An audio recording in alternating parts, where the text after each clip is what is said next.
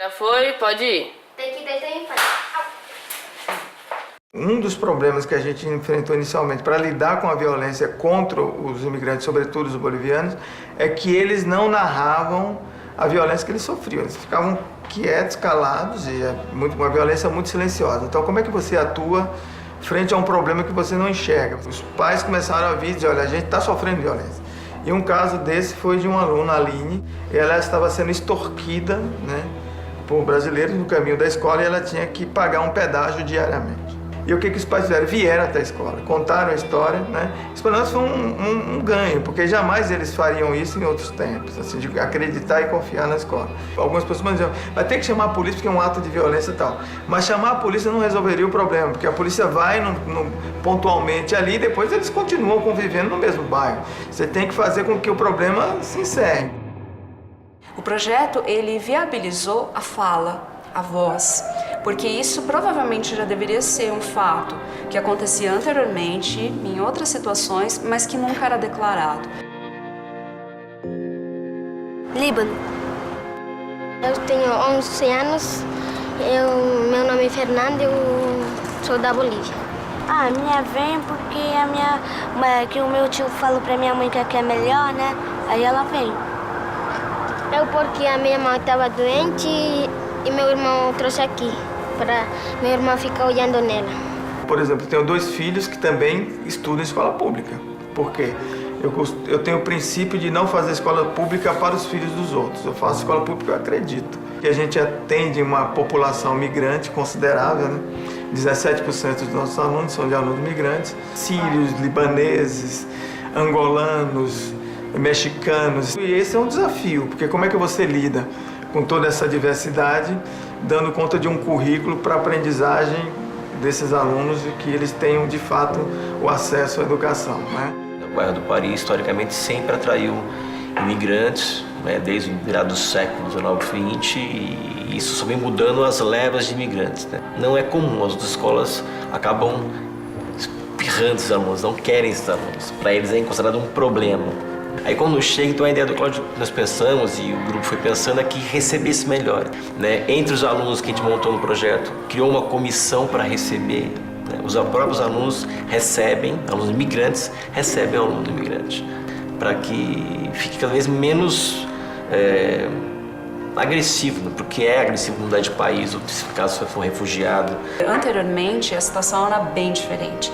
Nós tínhamos muitos problemas de segregação, realmente. Eram formados territórios dentro da escola, então eram os brasileiros e os bolivas, como eles chamavam os demais alunos. Sempre que acontecia alguma coisa errada dentro da escola, isso foi coisa de boliviano. Eles falam palavrões aqui, os meninos um pouco. Os brasileiros? E falam para os estrangeiros. O que você acha disso? Não, eu não gosto. E como é que nós começamos isso? Assim, na primeira reunião, os alunos tinham que indicar qual era o fantasma, o maior fantasma da escola que os incomodava, e além disso dizer 3 maneiras de como resolver esse problema, porque a gente não queria dar resposta, a gente queria primeiro entender o problema e depois discutir com eles as soluções, né? Porque o preconceito ninguém faz por prescrição, ó, deixa de ser preconceituoso e passa a ser alguém com um horizonte mais aberto, não é assim que funciona. Você tem que discutir até entender de onde é que vem esse preconceito do outro, né? Que é pelo desconhecimento. E um dos caminhos que a gente escolheu foi que eles apresentassem a sua cultura. Uma das formas de quebrar esse estigma é apresentando as suas culturas. Desenham, falam, apresentam um vídeo, uma imagem, e eles trazem isso. Lá em Angola tem uma crise financeira. E começaram a me perguntar sobre a roupa, aquele roupa aí africana. E começaram a me perguntar se é comum ou é só tradicional. E eu lhes disse assim, é comum, podem andar com ele ou podem ir na festa com ele. Possibilitaram com que os alunos nacionais, né, conhecessem um pouco da cultura boliviana e passassem a respeitar um pouco, né, todas as tradições. E essa hostilidade, aos poucos, ela foi acabando e quebrando. E aos poucos ele vai se libertando e vai percebendo que ele faz parte daquele espaço, que ele não é um alienígena naquela sala de aula. Muita gente olhando para mim, como se fosse alguém de outro planeta, mas lá no alto queriam ser um pouco como eu, mas lá no fundo a festa vai começar. Ah, tô nervosa. O que acontece? O que acontece tanto nessas reuniões? Parece que é tão legal e a gente não tá lá. Então eles ficam realmente confabulando pelos corredores o que acontece nessas reuniões. O projeto pressupõe isso também, uma participação dos alunos imigrantes inicialmente, e com o caminhar do projeto eles vão convidando os amigos, aqueles com quem eles conseguiram estabelecer uma relação durante o ano. O interessante disso tudo é que o aluno migrante, o aluno boliviano principalmente, que era o estigmatizado, passou, né, a estar em destaque, né?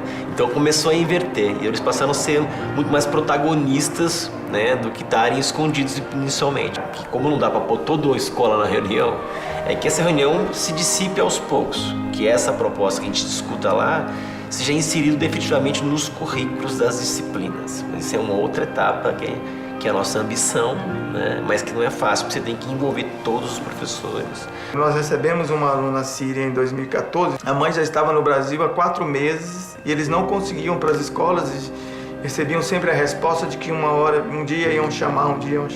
Então o que nós fizemos? Imediatamente já conversamos com a família que a adolescente já começaria a frequentar a escola no dia seguinte, mesmo não tendo a matrícula oficializada.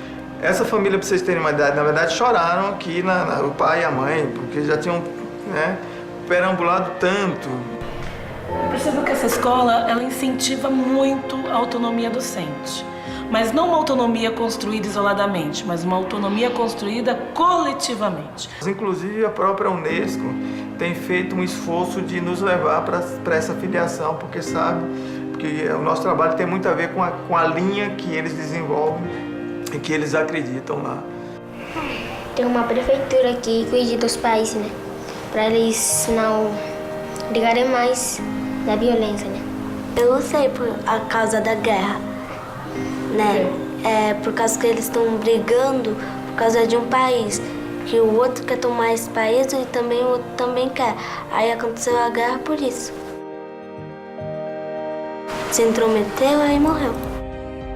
Tem um caso de uma aluna síria, né, refugiada, vieram da guerra e relatou o caso assim, para todos nós e para a escola, juntamente com a mãe, né? Isso é legal que sensibiliza não só os professores como os alunos, né?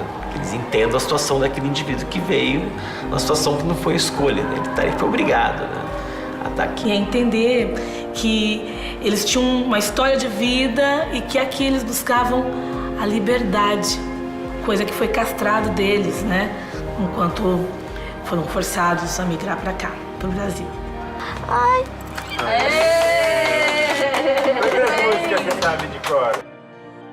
Essa possibilidade de troca cultural, essa possibilidade de olhares sobre a vida, sobre a existência, sobre fatalidades, eu acho que isso é sempre muito rico, né? Essa troca, eu acho que é a maior contribuição que esses povos trazem pra gente, né? Para os professores, para os alunos, né? Que é perceber como o outro age.